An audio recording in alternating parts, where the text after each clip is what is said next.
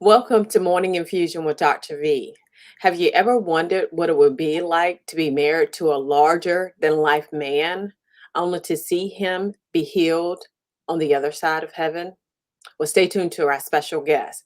My name is Dr. Viola Pierce. I'm the owner and the CEO of VP Nursing and the Nurse Nurturer and the facilitators of Secret Suppers Worldwide with Dr. V, where our goal is to equip healthcare professionals to be wealthy in all areas of their lives.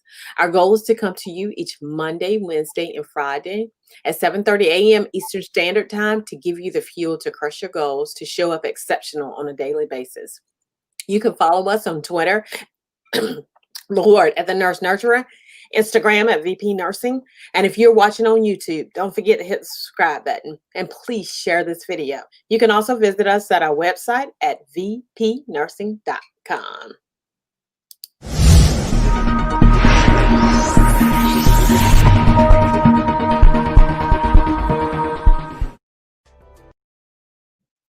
Our special guest today is Hope Browning Hardy.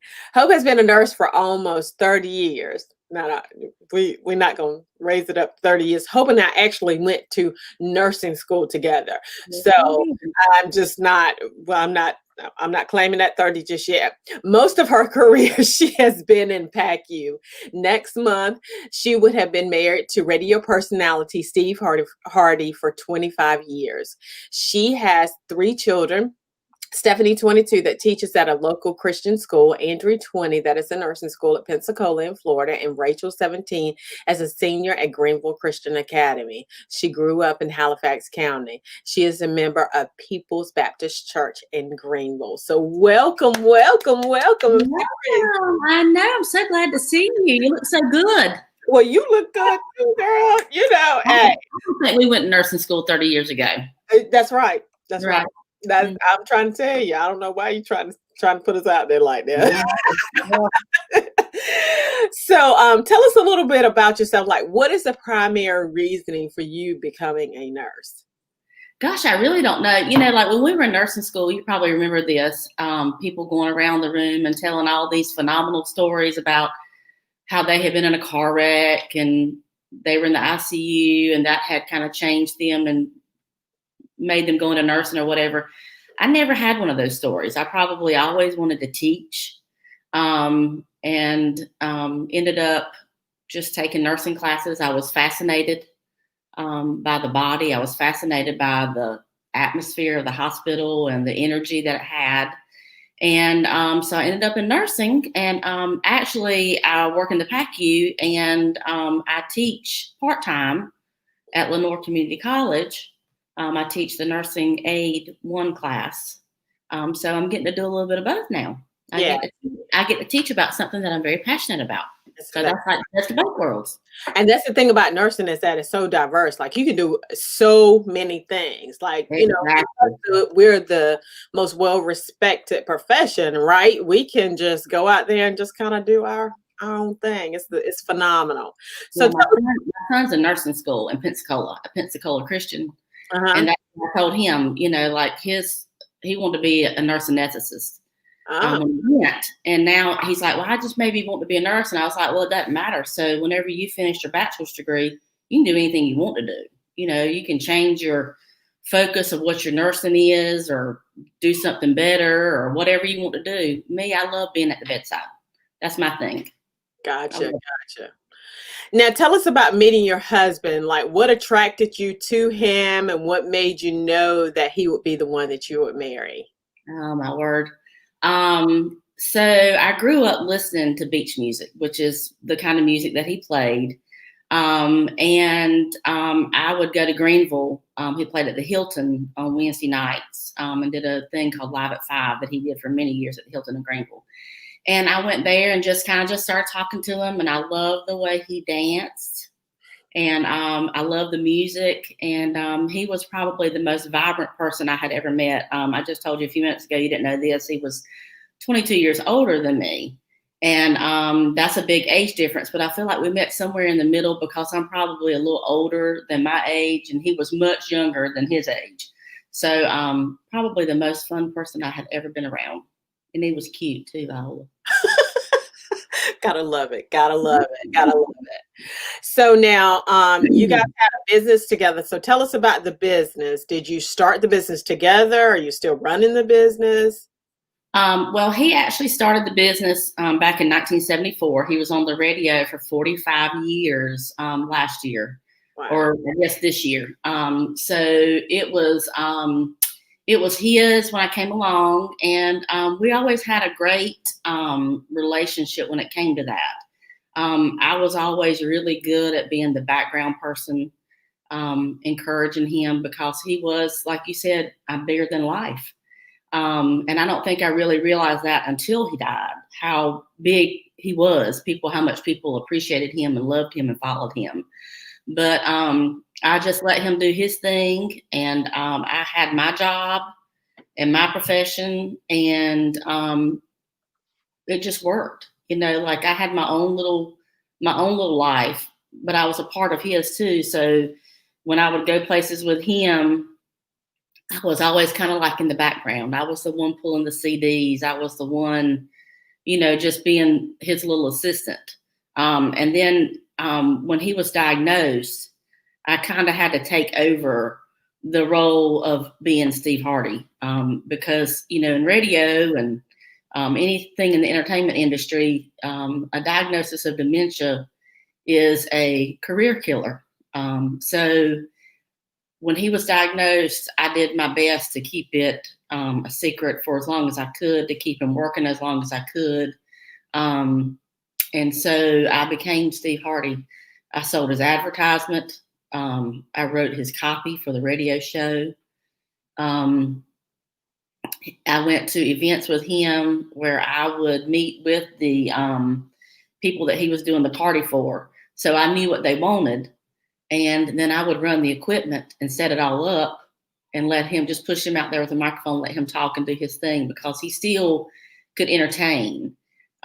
He had done it for so long, it was like just Repetition. yeah. I mean, even at the end, he was still, he could still say Steve Hardy's Original Beach Party on 107.9, WNCT.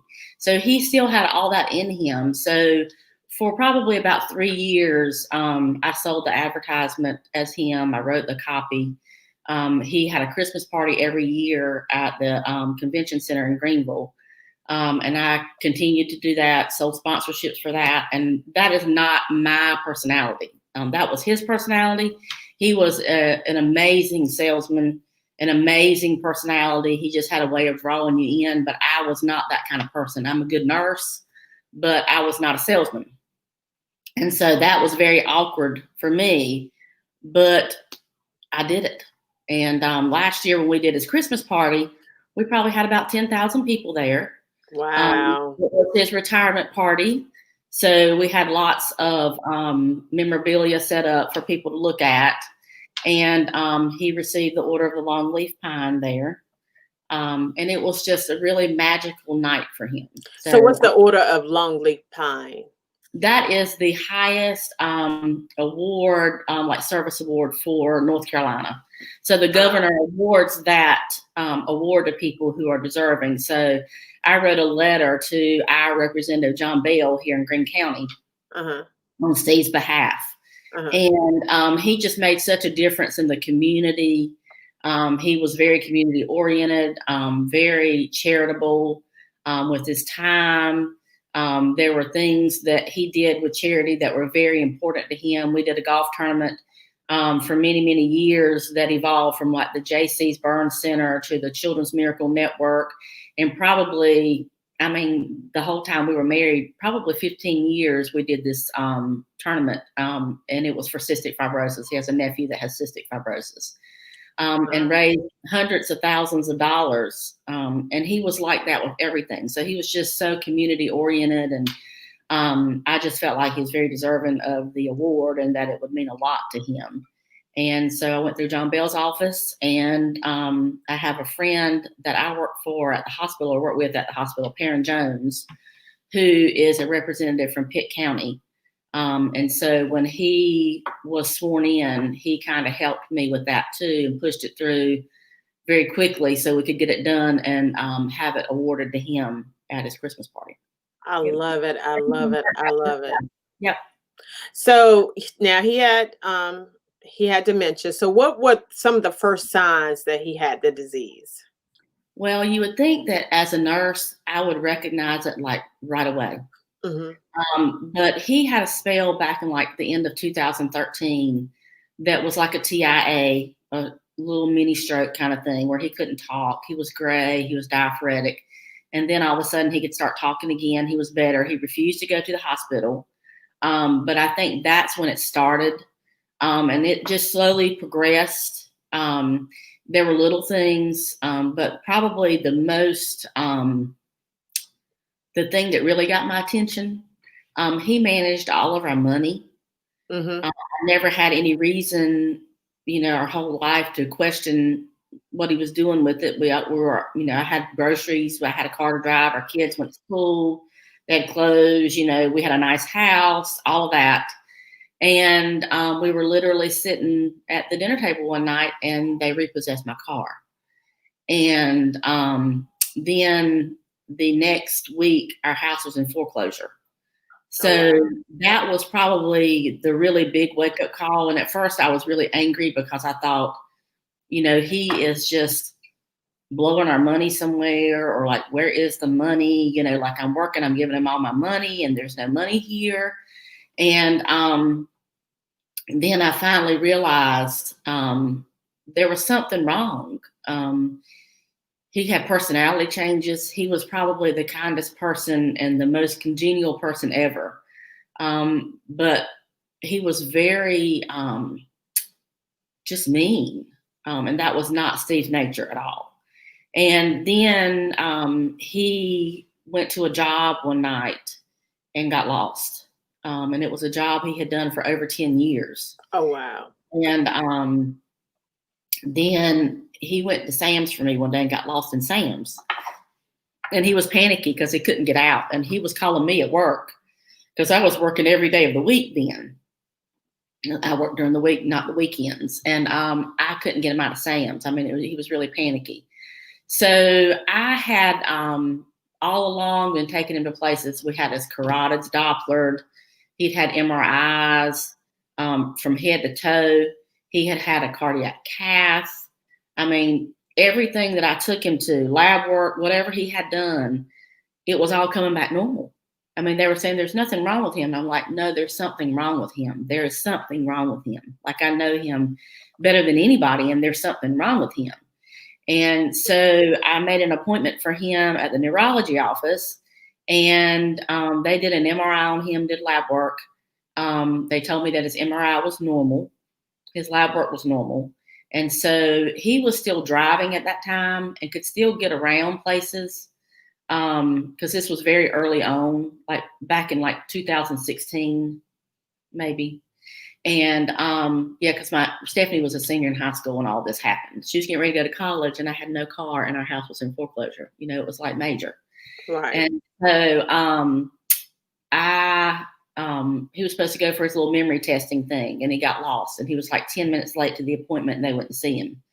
So at that point, I was just like, I'm done. Like, I've got to find somebody who knows him, who will listen to me. And so he had a friend who's a physician in Farmville who knows him personally.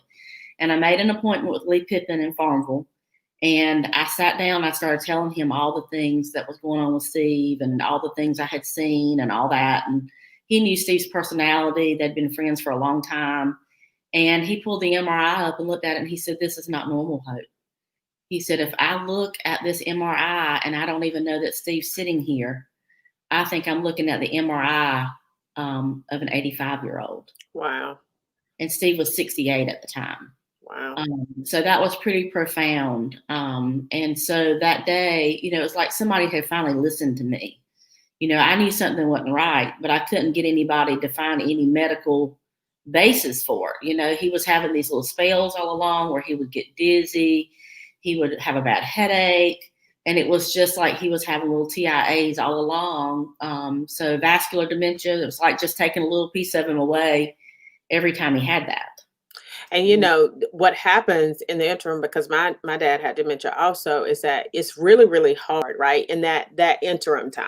It's Right, really hard for you to be able to say, okay, they're not, because they can answer the normal questions. right, Like, what is your name? My name is Viola. Where do you live? Who is the president? They can answer those questions. But right. then there's some things that just doesn't make sense that they're doing. And for my dad, and I just had to laugh because you have to have humor through it at Oh, times. yes. I mean, I just had to Yes. laugh at him because he was fixing the sink. He was always fixing, because we always had plumbing problems at my house. He was always fixing the sink and or the tub, and he was always doing it wrong. And I told my mom, I was like, you need to stop letting him mess with that stuff, okay? That's all right. He had plumbing problems because he had been working on it with dementia. And so she finally started listening to me. But it was just, and you just have to laugh. People get so offended sometimes, I think, by it. Right. But you have to laugh through it, because if you don't, you will break. Period. Well, Point and blank. I can remember Dr. Pippin telling me, like I said, he's just so not himself personality wise. When he went out in public, he would turn it on because he was an entertainer. Right. And he was always such a jokester, that people just didn't ever know when he was telling, like when he was joking or was he being serious, so it was always easy for him to cover it up. But, and then, like with your mom too, like you become one person. So Right. and it was always this way for Steve and I anyway, from the time we met. There were things he couldn't do that I could do, or there were things that I couldn't do that he could do. And so it was always like we were one person anyway. And so with him being in the entertainment industry, like I had to really step out of my comfort zone. I had to really do some things that were not easy for me. I mean, the first thing, finances. Like I worked every day and I had no car to drive. And you don't want to share with somebody that your car is repossessed. And then I had to take money out of my 401k to save our house, and you don't want your kids to know all that stuff, and then he was personality wise, not easy to live with. But Dr. Pippin said, he's like this because he's frustrated and he doesn't know how to tell you he's frustrated. His mind is all crossed up and he doesn't know how to tell you it's all crossed up. He's just saying he lashes out and he's frustrated. And so once he put him on the Aricept that day, he started being nicer. He was easier, to get along with. And he knew something was wrong. And that was hard for him, I think, especially for a man. I mean, with men that it's a little bit harder for them when they're sick or to admit something's wrong, and he's the, head of the family and all of that. I mean, it was hard for him. Well, I think sometimes too, they just can't articulate it, right? They don't know the Right. words to articulate what is going on in their mind. And it is definitely the hardest thing. Now, Well, when all this started, I prayed for a brain tumor. I said, I know what I'm dealing with then. I know how to treat it. I know how to do this. And Steve was very healthy. Steve never took any medicine, never had any health history. So I knew if he had dementia, it was going to be a hard way to go. I knew that because his body was good, Gotcha. Now, how did you tell your children about the changes that were happening as it relates to the disease process? Well, they started, noticing that things were different and all that. And I think when I finally was able to get him diagnosed, it was like April of the following year, so like 2017. And Stephanie was in college in California, and he and I had gone to take her to college, all of that. And I was having to take care of him even then, but it was like the kids knew something was wrong. So when I finally got a diagnosis, I sat down and talked to the ones that were here, and I FaceTimed Stephanie and talked to her and told her we finally figured out what was wrong. Somebody had finally listened to me. And he, and I explained, I've always been treated my kids very maturely. And I've always been upfront and open with them and real with them about stuff. And so I kind of sat down and told them what was going to happen, and how it was going to get and how bad it was going to be. And that, death is not always the worst thing that ever happens to somebody. And, Right. and you know that, there's Right. a lot of things in death. That's right. And so they got to see that, and from the beginning, I'm sorry, from the beginning, I had laid out a plan because that's me. I got to control things. I've got to have a plan. I got to make things work. So when I sat down with them, I said, okay, it's Stephanie's turn to go to college. We're going to get through this. Then when she comes home, there'll be 1 year that there's an overlap when she and Andrew are both in college. So Rachel, it's going to be your turn to do everything. And then when Stephanie gets done, she'll come home and she'll help you. And I'll go to work weekends, and I'll be home most of the day or most of the week during the day with Daddy. And so for a long time, I was still able to get him out and do stuff and all that stuff. But the plan worked perfectly. It was a perfect plan. And if something didn't work, I just backed up and did something else. And I can tell you the only thing that made it work was Jesus. I have people that say, how did you do what you did? And I had doctors, come up to me and say, how, because I didn't tell people at work. And then when people started finding out, one by one, the doctors would come up to me and say, I'm so sorry. We love you. You're part of our family. If there's anything we can do for you, we'll be glad to help you. And I've had people say, how did you do it? Because I had 3 kids. I was working Steve's job. I was paying the bills. I ended up getting a part-time job when his job ended. But the Lord provided that job because he knew what was going to happen before I ever made that announcement on the radio that Steve was going to retire at the end of the year. People knew at the end something was wrong, but they didn't know that he was going to retire. And God knew that. He knew where my life was going. So the summer before Steve retired, somebody approached me about teaching part-time. Well, I needed to teach at least 3 classes a year to even come close to making what Steve was making, because at the end he was not making very much money. Because remember, I was selling advertisement. I'm not good at it. I just kept enough to make deals come together. And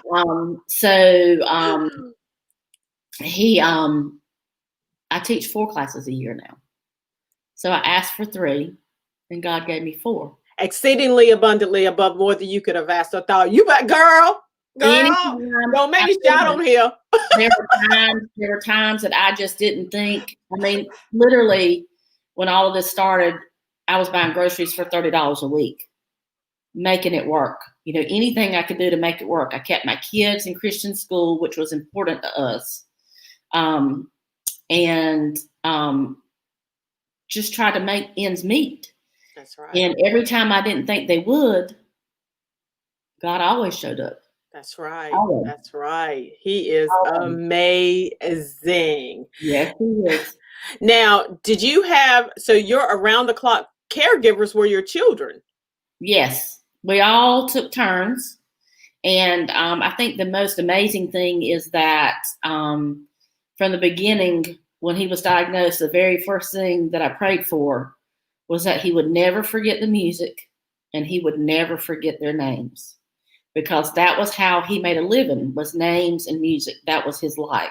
Gotcha. He was my husband and he was their dad, but we all knew above and beyond that, he was Steve Hardy, and he was very important to Eastern North Carolina and to his industry. And so we never competed with that. We knew what we had. We didn't have to compete with that. We knew how he loved us and, what we meant to him. Even at the end, even the day before he died, he still knew names and he still knew the music. You better do it. We listened to, so there's a guy in Myrtle Beach who won an award that was named in Steve's honor. Oh. Steve was able to give that award away last November. And Oh. so this guy, Mike Worley, is on the surf in Myrtle Beach. And he's on the radio every day, where Steve was only on there Sunday nights. And he's on there every day from 11 to 3 on the surf. And so I would play the surf when Mike was on.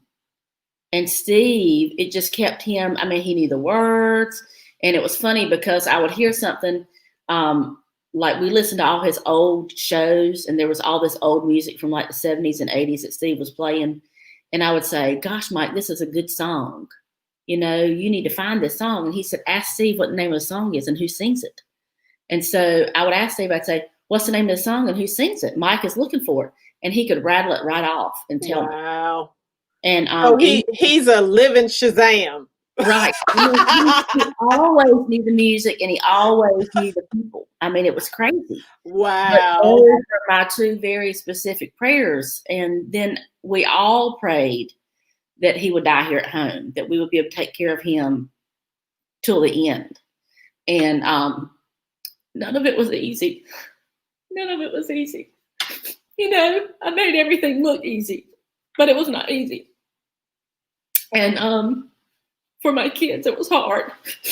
And I think in their own different ways, you know, like it was hard for Stephanie because she didn't want to be in California while we were here taking care of him, you know, and she was missing out on that time with him. But for Steve and I, it was important for them to have an education. And so that was very important. So she had to stay there. That was what her job was at that time. Right. And then, you know, for Rachel, she was taking care of him around the clock on the weekends while I worked from the age of 14. I mean, that's, you know, she couldn't even get in a car and drive anywhere or drive him around.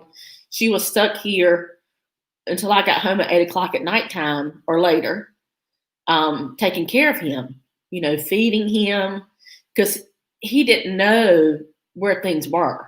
You know, it doesn't sound complicated that he could still get around and that kind of thing, but it is. He didn't know how to get in the refrigerator. He could go to the bathroom, but he had to find it. You know, those kinds of things. And so for a 14-year-old, that was hard. You know, and then for my son, I think he felt the responsibility that he knew he would be the man of the house at some point. And so for all of them, it was hard. And all I did was work. You know, I worked and I worked and I worked and I worked and I worked. And every day I was off, I was here. And I was doing Steve Harvey's original beach party and making sure that everything ran as smoothly as possible for him. You know, he was always our first priority. Any decision that was made about anybody doing anything, we all took turns doing stuff so that nobody was ever not, I hate to say burdened, but that nobody was ever really here all the time. You know, that somebody got a break. Mine was usually like going to the grocery store or something like that. You know, work was very therapeutic for me. I work with a very dynamic group of people who have loved me through the most difficult season of my life. The beach music industry was very loving and very welcoming. They've been our family for 25 years. And they were good to me. So that's what we did. And it worked. You know, it's as it relates to the family pillar, because, you know, we have 5 pillars: family, fitness, finance, spirituality, and leadership. And that's huge, you know, because we go to work and we take care of other patients or, you know, our patients. But at the end of the day, we have to be very specific in taking care of our family. And I think you did a phenomenal job. So I have to applaud you for the amazing job that you did, even working through it all and working it out, because you got to make me cry. So I'm going to stop talking to you about that. I'm going to tell you, I felt like I had supernatural strength, but it all came from Jesus. Jesus. Because when you stop, that's when he starts. Right. And so, you know, and I'll say this, people have said to me, they would say, I remember somebody when they saw him that was one of the beach music band members said to me, he said, "I don't know how you do it." He said, "I guess God doesn't give you more than you can handle." And I said, "You're wrong. That's He gives you right. way more than you can handle, so you got nowhere else to go but Him." But him. Where I am. Say it again. Say it again. I love it. I love it. So now, the last question, because literally we could stay on this thing and talk forever. What is one way that you would like your late husband to be remembered? What would you like for him to be remembered for, and how will you keep his legacy alive? Well, I think he was kind. I think he was generous. He was good at what he did. He had lots of great work ethic. And I think that our friend Mike Worley said it best. It didn't matter if you were at the country store or the country club. Steve always treated people the same. And he always made people feel important. And I just want the legacy that he started in the beach music industry to carry on. And I want his name to be remembered forever, because he was just so good to people. I mean, that's a legacy that even I didn't realize how amazing he was. And I was married to him for 25 years, and I knew how good he was. But the things that I'm hearing from people, even now, daily, that I get from people, he was so good. And he did things that people never even knew about. And that I want him to be remembered for his kindness, his generosity, his charity, his love of what he did. He never worked a day in his life because he loved what he did. it, and he was so good at it. That's right. That's right. I love that. I love that. Well, thank you for being here. I love you so much. I love I you. love you. I do. So my name is Dr. Viola Pierce. I'm the owner and the CEO of VP Nursing, and the nurse nurturer and the facilitator of Secret Circles Worldwide with Dr. V, where our goal is to equip healthcare professionals to be wealthy in all areas of their lives. Our goal is to come to you each Monday, Wednesday, and Friday at 7:30 a.m. Eastern Standard Time to give you the fuel to crush your goals and to show up exceptional on a daily basis. You can follow us on Twitter at the Nurse Nurturer, Instagram at VP Nursing, and if you are watching on YouTube, don't forget to hit the subscribe button and please share this video. You can also visit us at our website at vpnursing.com.